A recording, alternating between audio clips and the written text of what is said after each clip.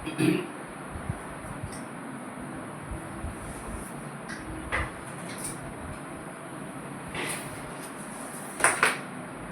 நேயர்களே, காலை வணக்கம்.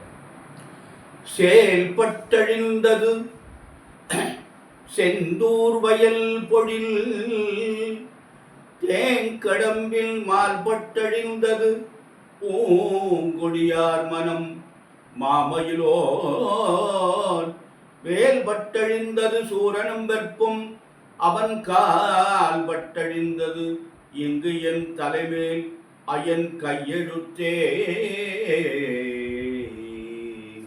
பக்தியால் யான் உன்னை பல காலும் பற்றியே மாத்திரு புகழ் பாடி, பக்தியால் யான் உன்னை பல காலும் பற்றியே மாத்திரு புகழ் பாடி, முத்தன மாறனை பெருவாழ்வில் முத்தியே சேர்வத அருள்வாயே.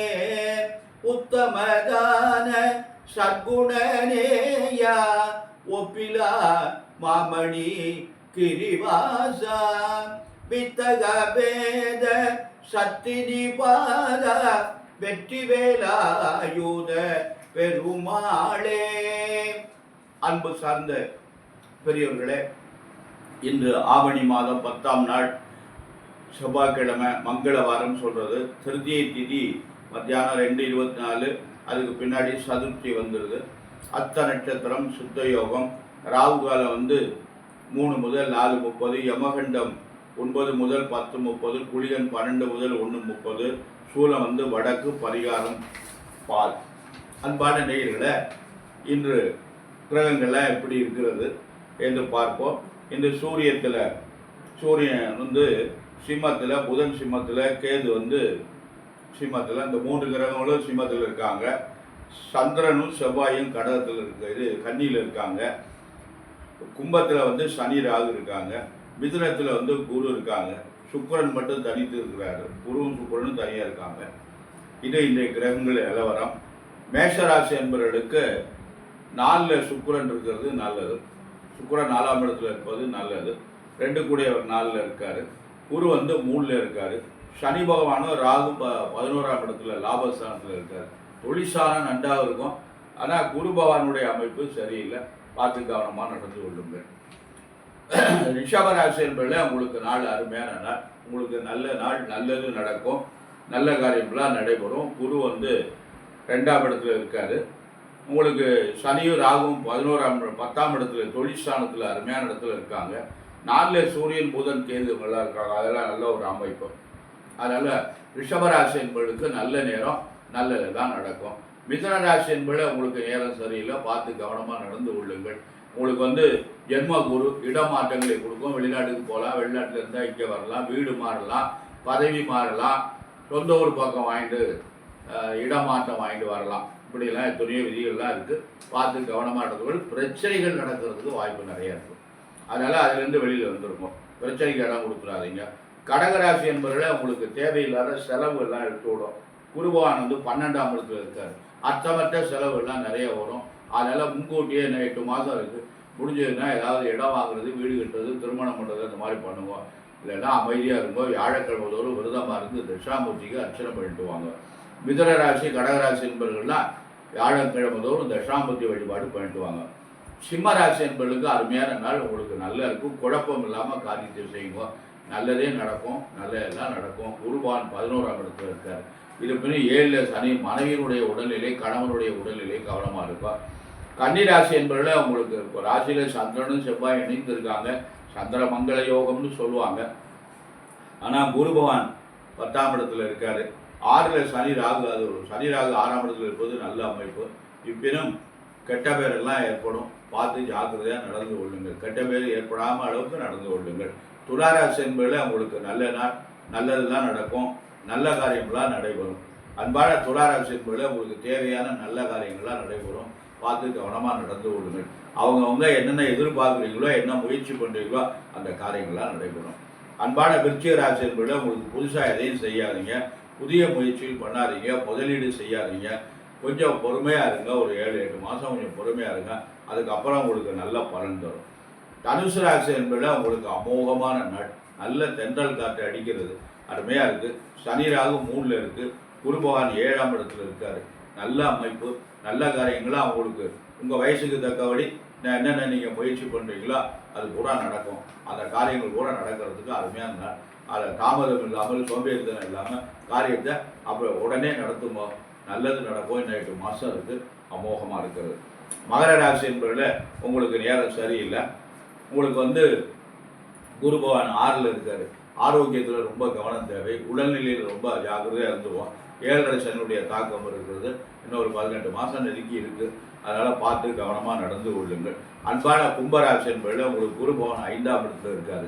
நல்ல இடத்துல இருக்கார், அருமையான இடம். ஆனால் ஜென்மச்சனி நடந்து கொண்டு இருக்கிறது.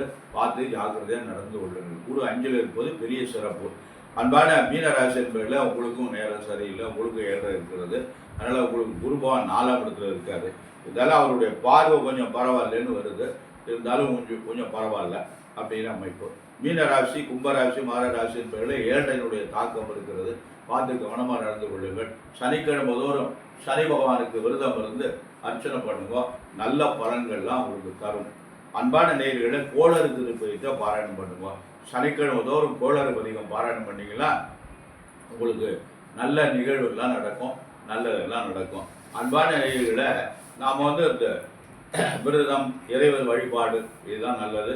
அன்பான நேயர்களை நாளைக்கு விநாயகர் சதுர்த்தி, முழு முதற் கடவுளுக்கு கொண்டாடக்கூடிய விநாயகர் பெருமானுடைய சதுர்த்தி. எல்லா வீட்லேயும் விநாயகர் பெருமானை நம்ம வழிபாடு செய்வோம்.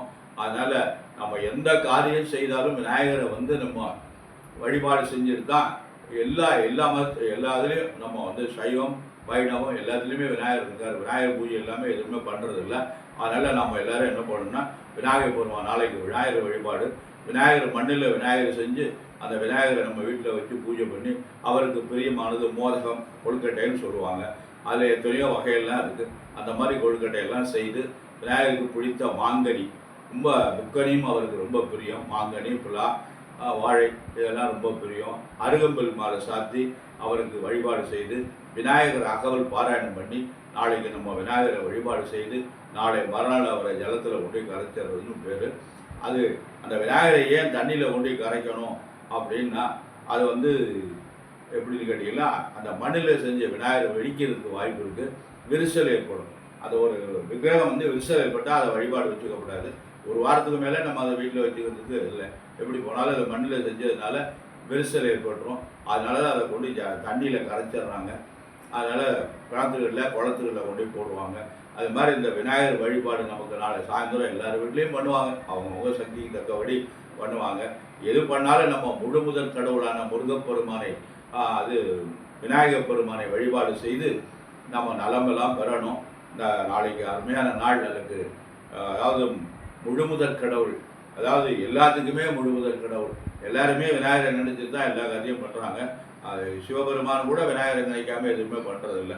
அத்தனை பேருமே விநாயகரை நினைச்சா எல்லா காரியமும் பண்ணிட்டு இருக்கோம். அதனால் நம்ம விநாயகர் வழிபாடு இல்லாமல் எந்த காரியமும், நல்ல காரியமோ கெட்ட காரியமோ விநாயகர் வழிபாடு இல்லாமல் நம்ம எதுவுமே செய்கிறதில்லை. அதனால் நாளைக்கு அருமையான நாள். அவங்கவுங்க சக்தியை தோடி விநாயகர் வழிபாடு பண்ணுவோம். அவசியம் அருகம்பில் மாலை ரொம்ப முக்கியம். அதனால் விநாயகர் வழிபாடு செய்து நாம் எல்லோரும் நல்ல பலன் பெறணும். நமக்கு கஷ்டங்கள்லாம் தீர்க்கணும். நம்முடைய குழந்தைகளுக்கெல்லாம் நல்ல எதிர்காலம் வரணும். அன்பான நேயர்களை நாம் எவ்வளோக்கோட நல்லது செய்கிறோமோ அவ்வளோக்கோட நம்முடைய குழந்தைகளுடைய எதிர்காலம் நன்றாக இருக்கும். இந்த ஊழ்வினை வரக்கூடாதுன்னு சொல்கிறாங்க. நாம் செய்கிறது நம்முடைய பேரனுக்கு வரும். அதனால் நாம் எவ்வளோக்கோட நல்லது செய்கிறோமோ அவ்வளோக்கோட நமக்கு நம்முடைய பேரனுடைய ஜாதகங்கள்லாம் நன்றாக இருக்கும். நல்ல அறிவான பேரனாக இருப்பாங்க. அதனால் அதுக்கெல்லாம் நம்ம நம்முடைய வருங்கால சந்ததிகள் சிறப்பாக இருக்கணும். அப்படின்னா நாம் அதுக்கு நன்றாக இருக்கணும். நாம் அது ரொம்ப நியாயமாக தர்மமாக நடந்துக்கணும். முடிஞ்ச வரை நமக்கு நல்லது செய்யணும். நல்லதே நமக்கு நினைப்போம், நல்லதே நடக்கும், நல்லதே நடக்கட்டும். அன்பான நேயர்களை நம்முடைய குழந்தைகள் நன்றாக படிக்கணும், நல்லா படிக்கணும், முதன்மையாக படிக்கணும், நல்ல உத்தியோகம் பார்க்கணும், கை நிறைய சம்பாதிக்கணும், அவங்களுக்கு நல்ல எதிர்காலம் அமையணும், நல்ல வாழ்க்கை துணை அமையணும், நல்ல குழந்தைகள் பிறக்கணும், அவங்க நன்றாக இருக்கணும் என்பதற்காக எல்லாம் வல்ல எம்பெருமான் சர்வேஸ்வரனையும் வள்ளல் பெருமான் வள்ளியில் மணாளன் முருகப்பெருமானையும் எம்பராட்டி தாய் அன்னை பராசக்தி ஸ்ரீ முத்துமகாமாரி அம்பியையும் பிரார்த்தனை செய்து நிறைவு செய்கிறேன். நன்றி, வணக்கம்.